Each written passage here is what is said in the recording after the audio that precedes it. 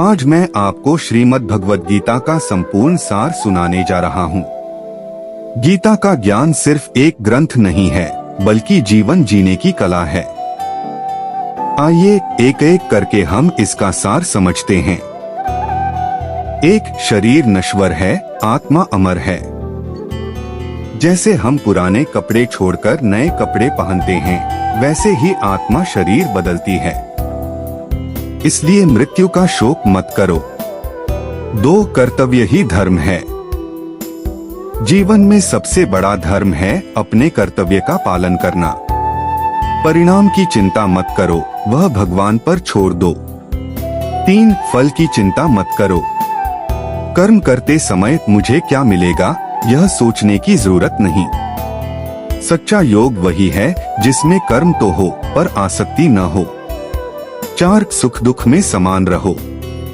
जो व्यक्ति हानि लाभ, जय पराजय और सुख दुख में एक समान रहता है, वही सच्चा योगी है। पांच, भक्ति सर्वोत्तम मार्ग है। ज्ञान, योग और कर्म सब अच्छे हैं, लेकिन केवल प्रेम और भक्ति से भगवान को पाया जा सकता है। छह, भगवान सर्वत्र हैं। वे हर जीव, हर कण और हर जगह मौजूद हैं। हमें हर प्राणी में प्रभु का अंश देखना चाहिए। सात, अहंकार छोड़ो। मैं करता हूँ का भाव छोड़ो। असली कर्ता भगवान हैं, हम तो केवल उनका माध्यम हैं। आठ, इच्छाएं बंधन हैं। मनुष्य की इच्छाएं ही उसे दुख और मोह में बांधती हैं। वैराग्य और संयम से आत्मा मुक्त होती है। नौ, सत्संग और श्रद्धा का महत्व।